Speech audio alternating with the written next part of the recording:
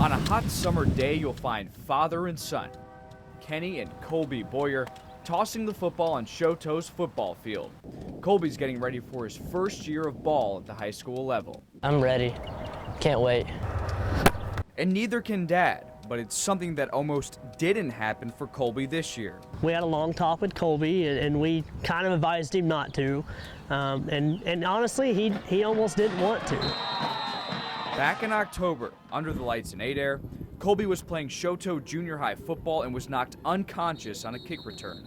Turned around to block a guy, and next thing I know, I'm on the ground, and my coaches and doctors were hovering over me, asking me questions and asking me to move my feet. I see it and I hear this hit, and it sounded just ferocious, like two bowling balls just hitting.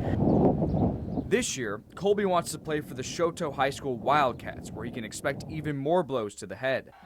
According to a recent head impact study by the Biomedical Engineering Society, high school football players can expect to receive 565 blows to the head in just one season.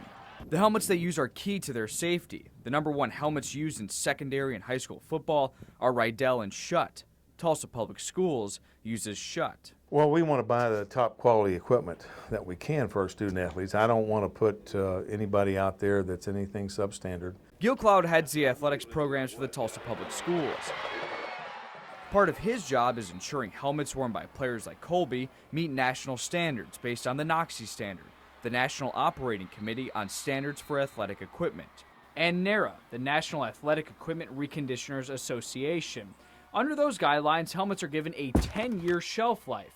They're also to be reconditioned, and NOCSE requires recertification on a regular basis. That's twice within 10 years for TPS. They look at all the helmets, and in football, all the shoulder pads, and they set aside the ones that are out of date, have reached that 10-year limit and have been recertified twice.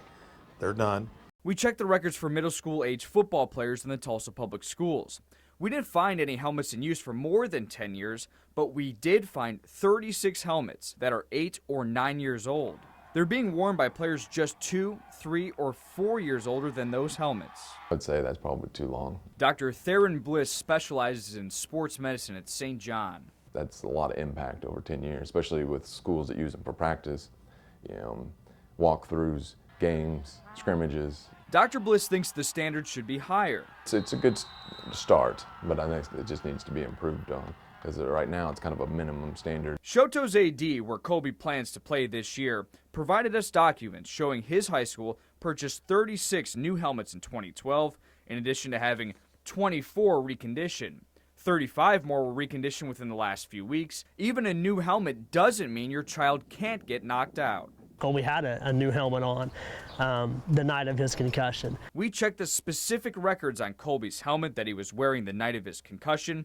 It was 2 years old. Before your child takes the field this fall, you might want to check on the age of their equipment. Ask the school's athletic director to see the purchase and recertification records for helmets and pads. This will give your football player a good head start in keeping their heads safe. Max Resnick, 2 News works for you.